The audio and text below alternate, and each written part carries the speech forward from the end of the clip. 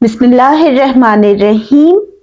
आज की गजल है जिन्हें मैं ढूंढता था आसमानों में जमीनों में, और इसके शायर हैं डॉक्टर मोहम्मद अल्लामा इकबाल। हमें यहाँ पर क्या तस्वुर मिलेंगे? हमें यहाँ पर जज्बा खुदी देखने को मिलेगा, हमें यहाँ पर इश्क हकीकी के रंग नजर आएंगे, और हमें यहाँ पर दरवेशी का तस्वुर, जो कि इकबाल का एक और पसंदीदा मौजू है, देखने को मिलेगा। जिन्हें मैं ढूंढता था आसमानों में जमीनों में, वो निकले मेरी जुल्मत खानाए दिल के मकीनों में। इस शेर में सिन्फ़े तज़ाद का इस्तेमाल हुआ है। डॉक्टर मोहम्मद अल्लामा इकबाल इस शेर में एक हकीकत से पर्दा उठाते हुए लिखते हैं कि अक्सर इंसान हकीकत या खुदा को खारजी दुनिया में तलाश करता है, जबकि वो सब कुछ उसके अंदर मौजूद होता है। यानी हम रब की तलाश बेआबानों में करते हैं, दुनिया में तलाश करने की कोशिश करते हैं, जबकि रब तो हमारे दिल के अंदर मौजूद है। और कुरान पाक में भी इस हवाले से जिक्र आया है, बात हुई है। इसी ख्याल को, इसी तस्वुर को इकबाल ने इस शेर में बहुत खूबसूरती से अदा किया है। ये शेर इकबाल का इश्क हकीकी के हवाले से है। अल्लाह ताला का इरशाद है अल कुरान तर्जुमा कि मैं तेरी शहरक से भी ज्यादा करीब हूँ। और यही हकीकत, यही ख्याल हमें बुनियादी तौर पर इस शेर में देखने को मिलेगा। इसी हकीकत के हवाले से इकबाल लिखते हैं कि जिस अल्लाह को मैं आसमानों और जमीन में ढूंढ रहा था, कभी जंगलों बेअबानों में तलाश के लिए निकल जाता, दर बदर भटकता रहता, कभी सजदों में पड़ा रहता। जब हकीकत को पहचाना तो वो रब मेरे दिल की गहराइयों में बस रहा था। हम मुख्तसर जुमले में और मुकम्मल वजाहत के साथ इस तरह से लिख सकते हैं, जिसे मैं दुनिया में ढूंढ रहा था वो रब मेरे दिल ही मौजूद था। एक पहलू ये भी सामने आता है हदीस मुबारका के हवाले से। तर्जुमा, जिसने अपने नफ्स को पहचान लिया, उसने अपने रब को पहचान लिया। ये इकबाल का तस्वुर खुदी भी है। रूहानियत और खुदी के रूहानियत और खुदी एक दूसरे से जुड़े हुए हैं, यानी रूहानियत और खुदी जुदा नहीं है, एक दूसरे से वाबस्ता है। खुदी इंसान को इसकी इनफरादी पहचान और मकसद का शोर देती है, जबकि रूहानियत इसे खुदा और कायनात के साथ जोड़ती है। इकबाल के नजदीक खुदी का आला तरीन मुकाम यह है कि वो खुदा के रंग में रंग जाए, जो रूहानियत की महराज है। और यही तस्वुर इकबाल ने इस शेर में भी पेश किया है।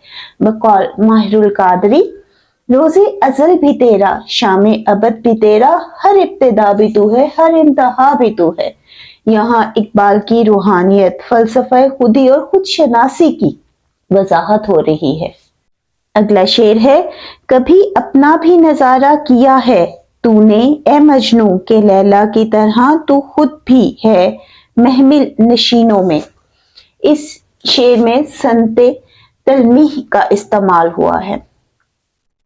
अब यहाँ पर खुदी है जो हमें कहीं ना कहीं नजर आएगी। किस तरह से इस शेर को हम देखेंगे? इस शेर में इकबाल के मुखातिब मजनू है, जो रिवायती तौर पर अपनी महबूबा लैला की मोहब्बत में गुम रहता था। इकबाल मजनू से पूछ रहे हैं, क्या तूने कभी अपनी जात और अपने अंदर छुपी हुई हकीकत पर गौर किया? यहाँ नजारा का मतलब है खुद का मुशाहिदा करना और खुद शनासी। इस शेर में इकबाल रिवायत से हटकर एक बात कर रहे हैं, इंसान को अपनी बातनी कुव्वत और हकीकत का शऊर हासिल करने की दावत दे रहे हैं। यानी हमें यहाँ पर इकबाल की खुदी नजर आ रही है और तस्वुर खुदी नजर आ रही है, और वो मजनू से मुखातिब होते हुए कह रहे हैं, क्या तूने कभी अपनी जात और अपने अंदर छुपी हुई हकीकत पर गौर किया? खुदी वो बहर है जिसका कोई किनारा नहीं, तू आबे जो इसे समझा अगर तो चारा नहीं। इकबाल रिवायत से हटकर एक बात कर रहे हैं कि जिस तरह मजनू लैला के हुस्न जमाल की कदर करता है, इसी तरह वो खुद भी एक खूबसूरत, आला और मुनफरिद हकीकत का मालिक है, यानी उसमें खुद भी तो बहुत सी सलाहियतें मौजूद होंगी। महमिल नशीन का मतलब है शान शौकत और अजमत का हासिल होना। इकबाल का कहना है कि ए मजनू, ये जानना चाहिए तुझे कि तू खुद भी एक अजीम और बावकार वजूद रखता है। ये शेर खुद शनासी और अपनी कदरों कीमत का एहसास उजागर कर रहा है।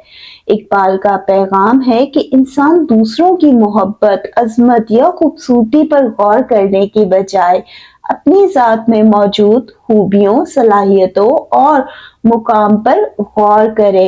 इकबाल के फलसफे के मुताबिक खुदशनासी ही इंसान को इसके असल मुकाम तक पहुंचाती है, जो रूहानी और मादी दोनों पहलुओं में कामयाबी की कुंजी है।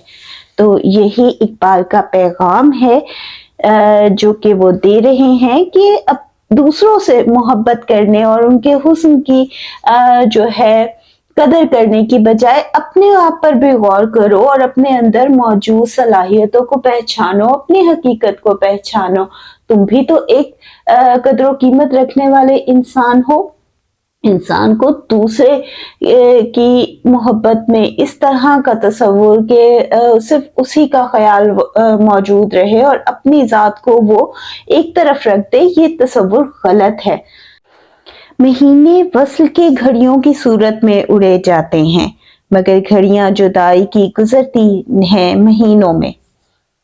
यहाँ पर वक्त का एहसास मोहब्बत में कुछ और होता है, जब इंसान खुशी की हालत में होता है, और जब वो तकलीफ की हालत में हो तो तब वक्त के गुजरने का एहसास जो है तवील हो जाता है। इस तस्वुर को, इस ख्याल को, इंसान की इस ज़हनी कशमकश को शायर ने यहाँ पर बयान किया है। इस शेर में डॉक्टर मोहम्मद अलामा इकबाल वस्ल, महबूब से मुलाकात के वक्त को बयान कर रहे हैं कि वस्ल के लम्हे इतने खुशगवार और दिलकश होते हैं कि इंसान को वक्त गुजरने का एहसास ही नहीं होता। यहाँ महीने और घड़ियां के दरमियान एक खूबसूरत तजाद पैदा किया गया है। महीने एक तवील अरसा है जो खुशी की हालत में मुख्तसर हो जाता है, घड़ियों की सूरत में उड़ने लगता है। खुशी के लम्हे इतने तेज गुजरते हैं कि वो पलक झपकते खत्म हो जाते हैं। ये अशार जाहिर करते हैं कि खुशी और मोहब्बत में वक्त की रफ्तार इंसानी एहसासात के ताबा हो जाती है। बकौल दाग देहलवी, वस्ल का दिन और इतना मुख्तसर, दिन गिने जाते थे इस दिन के लिए। इकबाल जुदाई और महबूब से दूरी के वक्त को बयान करते हुए लिखते हैं, जुदाई का हर लम्हा इतना कठिन और तवील महसूस होता है कि घड़ी की टिक टिक भी महीनों की तरह लगती है। यानी जुदाई में क्या होता है कि हर लम्हा इतना मुश्किल होता है कि घड़ी की टिक टिक यानी जो सेकंड होते हैं वो भी महीनों की तरह महसूस होते हैं। घड़ियां मुख्तसर वक्त की अलामत हैं, महीनों में गुजरना। जुदाई की शिद्दत की वजह से ये मुख्तसर वक्त भी बहुत तवील महसूस होता है कि जब कोई प्यारा आपसे जुदा होता है तो थोड़ा वक्त भी ऐसे लगता है जैसे बहुत अरसा गुजर गया हो, और रिवायत में भी यही तस्वुर हमें देखने को मिलता है। ये ख्याल जो इस शेर में बयान किया गया, इंसान की तकलीफ और इंतजार की हालत में वक्त की सुस्त रौ की तस्वीर कशी करता है। ये शेर वक्त गुजरने की रफ्तार को इंसानी जज्बात से जोड़ता है कि इकबाल का कहना है कि वक्त गुजरने की रफ्तार इंसानी जज्बात से जुड़ी हुई है। अगर वो खुश होगा तो वो वक्त बहुत तेजी से गुजर जाएगा, और अगर वो तकलीफ में होगा, दुख में होगा, तो वो ही वक्त मुख्तसर भी होगा, घड़ियां भी होंगी तो वो भी ऐसे लगेगा जैसे सदियां बीत गई। शायर का कहना है कि मोहब्बत और खुशी के लम्हात पलक झपकते खत्म हो जाते हैं, जबकि जुदाई, दर्द और गम का ہر لمحہ نہایت بھاری اور طویل ہوتا ہے اور تکلیف دہ بھی محسوس ہوتا ہے۔ فلسفیانہ پہلو: وقت کی حقیقت انسان کے احساسات پر منحصر ہے۔ خوشی میں وقت تیز اور غم میں سست محسوس ہوتا ہے۔ محبت انسانی جذبات کو اس حد تک متاثر کرتی ہے کہ وہ وقت کی حقیقی پیمائش کو بھول جاتا ہے۔ بقول احمد فراز، ہوا ہے تجھ سے بچھڑنے کے بعد یہ معلوم کہ تو نہیں تھا، تیرے ساتھ ایک دنیا تھی۔ اگلا شعر ہے: مجھے روکے گا تو اے ناخدا کیا غرق ہونے سے، کہ جن کو ڈوبنا ہو ڈوب جاتے ہیں سفینوں میں۔ اس شعر میں اقبال نے ایک گہری حقیقت کا ذکر کیا ہے۔ انسان تقدیر، ارادے اور مشکلات کے بارے میں لکھتے ہیں کہ اگر کوئی ناخدا کشتی کا رہنما یا محافظ کسی کو غرق ہونے سے روکنے کی کوشش کرے بھی تو وہ ناکام ہوگا۔ کیوں ہوگا؟ کہ اگر مقدر میں اس کے ڈوبنا ہی لکھا ہوگا تو کشتی کا محافظ کتنی بھی کوشش کرے تو وہ ناکام ہو جائے گا۔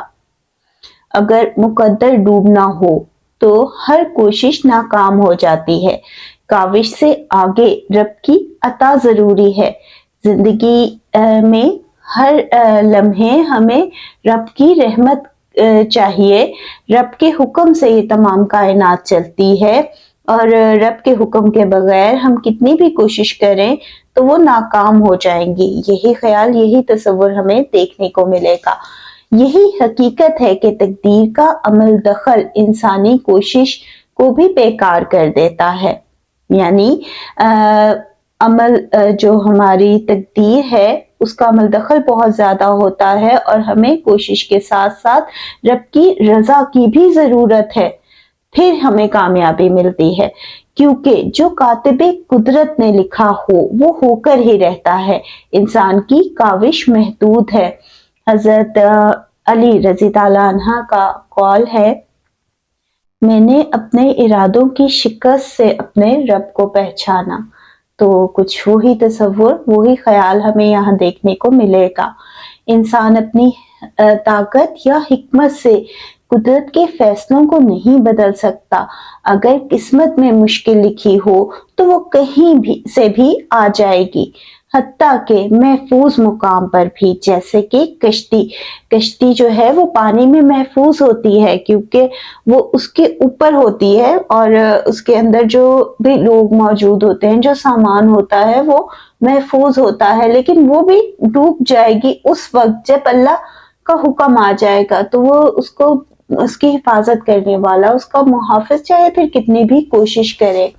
تو یہاں ایک علامت کے طور پر پیش کیا گیا ہے اس کو، کیونکہ اس تمام کائنات کے فیصلے اللہ کے اختیار میں ہیں۔ اس مقام پر رب کی رحمت کا ہی سہارا ہوتا ہے۔ ایسا کوئی بھی جب مقام آتا ہے کہ ہماری تمام تر کوشش ناکام ہوتی ہوئی نظر آئے تو اس وقت وہ لمحہ ہوتا ہے کہ جب ہمیں رب کی رحمت کے سہارے کی ضرورت ہوتی ہے کہ اللہ کی رضا اس میں شامل ہو جائے تو تب ہمیں کامیابی حاصل ہو جائے گی۔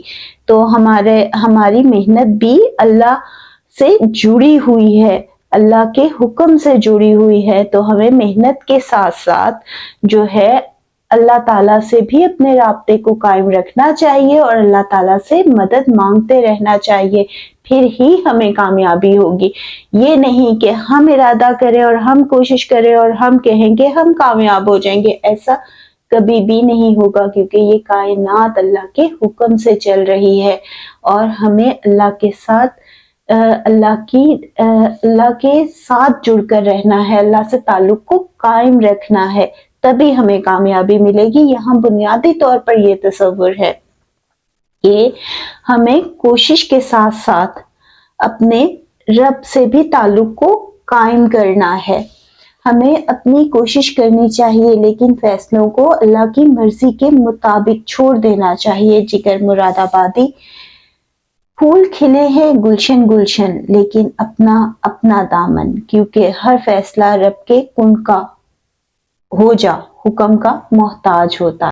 जला सकती है शम्माए कुश्ता को मौजे नफ्स उनकी, इलाही क्या छुपा होता है अहले दिल के सफीनों में।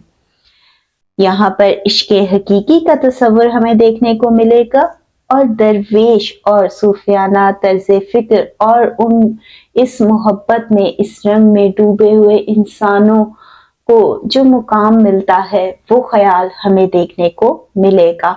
इकबाल इश्क़ हकीकी की तरफ इशारा करते हुए कहते हैं कि महबूब या अहले दिल की सांसों की मौज इस कदर ताकतवर होती है कि वो बुझी हुई शम्मा को भी दोबारा जला सकती है।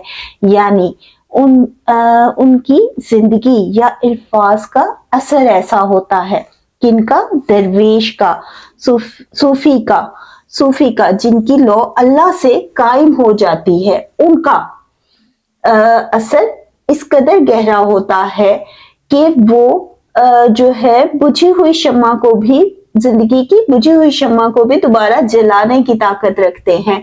इकबाल की शायरी में फलसफे खुदी और हकीकी दरवेशी का तस्वुर मिलता है और ये बहुत खूबसूरत तस्वुर है। ये एक इस्तराती बात है कि अहले दिल यानी जिनके दिल रब की याद से रोशन हो, उनकी शख्सियत इतनी कशिश, मोहब्बत और रूहानी ताकत की हामिल हो जाती है कि वो मुर्दा या मायूस दिलों में जिंदगी की लहर पैदा कर सकते हैं।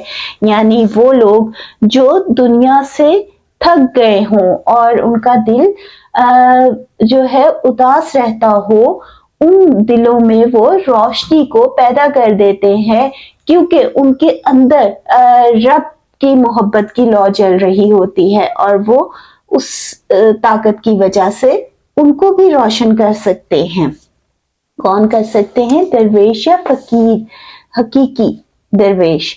इकबाल सवालिया अंदाज में कहते हैं, इलाही क्या छुपा होता है अहले दिल के सफीनों में। यहाँ सवालिया अंदाज में हैरानी का इजहार भी है कि अहले दिल, मोहब्बत और ईमान से भरे हुए लोगों के दिल, के अहले दिल, मोहब्बत और ईमान से भरे हुए लोगों के दिलों में क्या राज छुपे होते हैं, जो इन लोगों की गहराई और इनकी रूहानी ताकत इस कदर बढ़ जाती है कि इनके दिल ऐसे हैं जैसे खजाने छुपे हों। आप खुद भी हैरत ज़दा होकर गौर कर रहे हैं कि इनके दिलों में क्या छुपा होता है। अहले ईमान के दिलों में क्या ऐसा छुपा होता है, कौन से ऐसे खजाने हैं जो ये राज छुपाए हुए हैं। उस राज तक इकबाल भी नहीं पहुंच पा रहे और हैरान हैं। इन लोगों की गहराई और रूहानी ताकत में बहुत वुसअत है। इकबाल इन लोगों की अजमत और ताकत को बयान करते हुए कहते हैं, जिनके दिल मोहब्बत और ईमान से भरे हुए होते हैं। मोहब्बत और ईमान, इश्क़े हकीकी का तस्वुर, इनके असरात दूसरों की जिंदगियों में तब्दीली ला सकते हैं। यानी इनके असरात ऐसे होते हैं कि वो दूसरों की जिंदगी में तब्दीली ला सकते हैं। इनकी शख्सियत इस कदर पुरकशिश हो जाती है और इनकी गहराई में ऐसे राज छुपे होते हैं, यानी वो कायनात के ऐसे राज जान लेते हैं जो कि बहुत गहरे हों, बहुत वसी हों, बहुत वुसअत वाले हों। इस शेर में रूहानी दरवेशी की अजमत और गहराई, दिल की गहराई को खूबसूरती से बयान किया गया है। यानी क्या है? रूहानी दरवेशी की अजमत और दिल की गहराई को खूबसूरती से बयान किया गया है। और ये वो लोग होते हैं जिनके दिल मोहब्बत, शफकत और इल्म और इखलास से भरे होते हैं। यानी ये लोग होते क्या है, इनकी पहचान क्या है? इनके दिल मोहब्बत से, शफकत से, इल्म से और इखलास से भरे होंगे और वो मायूस, नाउमीदी में रोशनी फराहम करने का जरिया होंगे। एक और मुकाम पर इन अहले दिल और दरवेश का जिक्र करते हुए इकबाल ने फरमाया, यानी जो दरवेशी, हकीकी दरवेशी है, उसका जिक्र हमें कहीं ना कहीं इकबाल की शायरी में वो तस्वुर देखने को मिलता है। बेदार हो दिल जिसकी फुग़यान सहरी से, इस कौम में मुद्दत से वो दरवेश हैं नायाब, ए वादिए लौलाब। उनकी आवाज से जिंदगियों में उजाला हो जाए, मुद्दत से इस कौम में वो दरवेश नायाब हैं। तो ये जो दरवेश है, ये जो लोग हैं, वो बहुत मुश्किल हैं मिलना, हकीकी दरवेश। और ये वो लोग होते हैं जिनकी बात में बहुत तासीर और असर होता है, और आम इंसान और इनकी सोच में बहुत फ़र्क होता है। वो जो राज जानते हैं, आम इंसान, आम ज़हन उन राज़ों तक नहीं पहुँच